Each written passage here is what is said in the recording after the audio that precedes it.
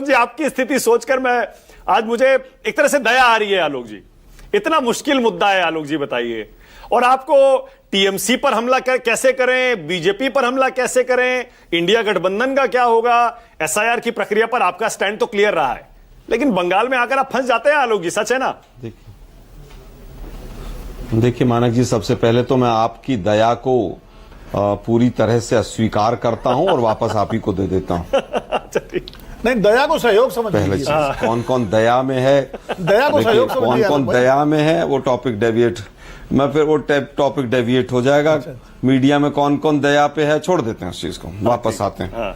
अभी अनंत विजय साहब ने कहा राजनीति की चालें चल रहे हैं सब, इसका मतलब बीजेपी भी चालें चल रही है राजनीति की। इनका तो कहना यही है, ये कह रहे हैं कि राजनीति वेस्ट बंगाल की बड़ी दिलचस्प हो जाएगी। दिलचस्प नहीं हो गई, ये पूरे भारतीय लोकतंत्र को इन्होंने लाचार बना दिया है, पंगु बना दिया है एसआईआर के माध्यम से। कंप्रोमाइज्ड प्राइम मिनिस्टर है, कंप्रोमाइज्ड इलेक्शन कमीशन है, इनकम्पिटेंट इनएफिशिएंट इलेक्शन कमीशन है। आप अभी सुना हमारे पत्रकार महोदय साहब ने कहा कि 3 विकल्प हो सकते हैं। मैं कहता हूं ये तो एप्स्टीन मर गया, नहीं तो चौथा विकल्प भी हो जाता। एप्स्टीन शासन भी हो सकता था देश के अंदर। ये हालत है देश की, इतनी बुरी हालत है इन लोगों की। दुर्भाग्य ये है कि आज जो लोग, अगर आप इलेक्शन कमिश्नर की सीईसी साहब की प्रेस कॉन्फ्रेंस सुने, वो क्या जुमले छोड़ते रहते हैं। वो राजीव कुमार और ये पता नहीं यूपीएससी में कैसे सिलेक्शन हुआ, ये लोग हेडमास्टर बनने लायक नहीं है। और ये पूरे देश का इलेक्शन का भट्टा, लोकतंत्र का भट्टा बैठा रहे हैं। आज तक देश को नहीं पता चला कि एसआईआर का आदेश किसने दिया। अब अगर ये पूरी प्रक्रिया नहीं होती है तो इसका जिम्मेवार कौन है? भाई नवाज शरीफ भी नहीं हो सकता है, और वो इमरान खान भी जेल में है। क्यों ना इलेक्शन कमिश्नर, अगर चुनाव टाइम से ना हो तो सीईसी और इलेक्शन कमिश्नर्स को सस्पेंड करे सुप्रीम कोर्ट। उनकी गलती नहीं है। मुझे ऐसा लगता है कॉम्प्रोमाइज्ड हैं देश। बीजेपी जिस तरह से कहेगी वो चलेगा। आपने हेडिंग चला रखा एसआईआर में फंस गई टीएमसी। टीएमसी नहीं फंसी, पूरे देश का लोकतंत्र एसआईआर में फंसा हुआ है। आप देखिए किस तरह से यूपी में तो इन्हीं की सरकार थी।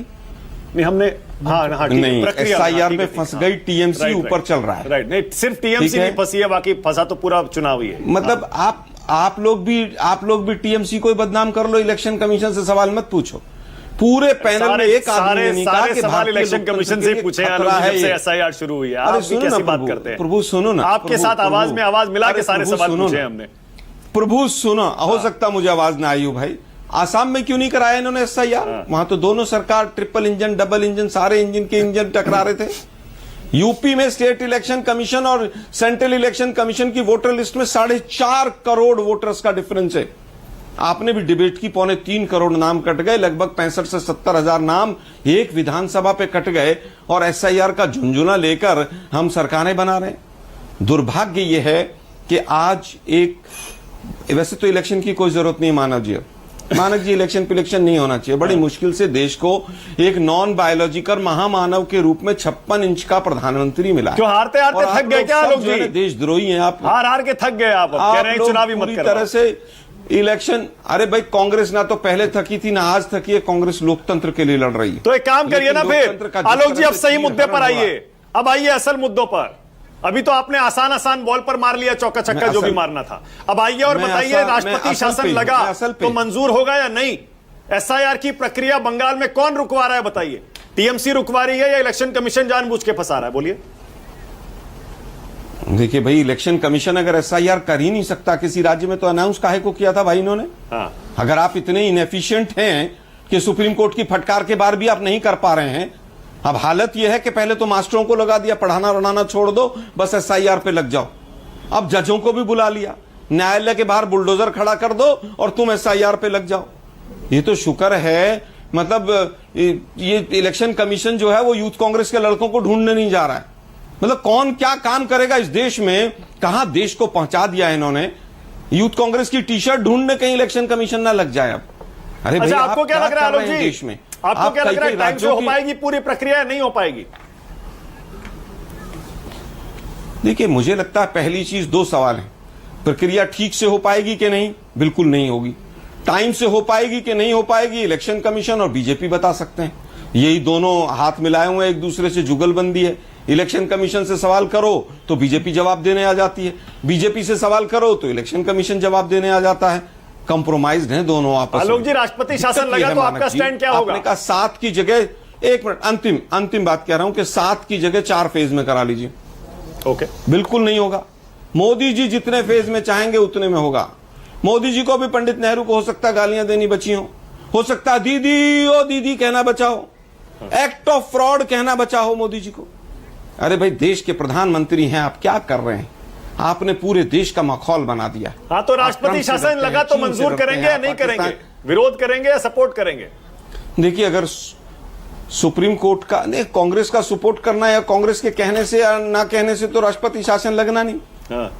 अगर सुप्रीम कोर्ट लगाता है या वहां की कैबिनेट लगाती है या राष्ट्रपति महोदय कैबिनेट के अनुशंसा पर लगाते हैं तो उसको उस स्टेज पर जवाब दिया जाएगा कि क्या पोजीशन है। ठीक है। अगर लोकतंत्र का चीरहरण हो रहा होगा तो अपोज करेंगे, और अगर वास्तव में ठीक होगा तो उसका सपोर्ट करेंगे। वैसे दीदी बहुत अच्छी मुख्यमंत्री है ना आलोक जी, बंगाल की बहुत बढ़िया मुख्यमंत्री है ना। देखिए, मैं तो समझता हूं कि मानक जी भी मुख्यमंत्री बन जाएं तो बहुत अच्छे बन जाएंगे। कोई भी मुख्यमंत्री जिसको जनता ने चुना है उसको तोला जाता है उसके कामों से। मतलब टीएमसी को आप क्लीन चिट दे रहे हैं ना भाई? आप एसआईआर की प्रक्रिया में टीएमसी को क्लीन चिट दे रहे हैं। आप कह रहे हैं टीएमसी ने एक भी इलीगल घुसपैठिए को एसआईआर में शामिल करवाने की कोशिश नहीं की है। सब बढ़िया है, टीएमसी बहुत बढ़िया काम कर। देखिए, मुझे लगता है कि कौन घुसपैठिया है कौन नहीं है ये तो अमित शाह जी बेहतर बता सकते हैं। हाँ। उनको दिल्ली में भी सब उन्होंने आइडेंटिफाई कर लिए थे, फिर उन्होंने झारखंड में आइडेंटिफाई किए, फिर बिहार में किए, और फिर वो इलेक्शन कमीशन ने टीएमसी तो पाक साफ है ना आलोक जी, क्लीन चिट दे दीजिए ना, टीएमसी को क्लीन चिट दे दीजिए एसआईआर में। आप कहेंगे मैं क्लीन चिट दे दूं, आप कहेंगे मैं उनको बुरा बोल दूं, आज वो मुद्दा नहीं है मानक जी। मानक जी, बहुत बड़ा इशू है ये। अरे कमाल है। अब देखिए, अब फिर मैं शुरू में जो मैंने कहा था ना आलोक जी, जिस पर आप बुरा मान गए थे, देखिए मैंने शुरू में क्या कहा था, आप नहीं बोल पाएंगे। आप बीजेपी पर हमला करना आसान है, मैं फिर टीएमसी से आपको लड़ाई भी करनी है बंगाल में, इसीलिए आप फंस जाते हैं। सुनिए ना, अगर ममता बनर्जी जी के किसी भी कार्य के लिए आलोचना करनी होगी तो आलोक शर्मा सबसे पहला आदमी होगा, करूंगा। हाँ। जिस दिन समीक्षा करनी होगी सबसे पहले मैं आलोचना से ही शुरू करूंगा। हाँ। आज का विषय नहीं है मानक जी, आज का विषय है कि क्या इलेक्शन कमीशन और भाजपा मिलकर ऐसे हालात पैदा कर रहे हैं कि वहां पर जबरदस्ती राष्ट्रपति शासन लगाया जाए। ठीक है, ओके, ऑल राइट, तू ही सिरा जवाब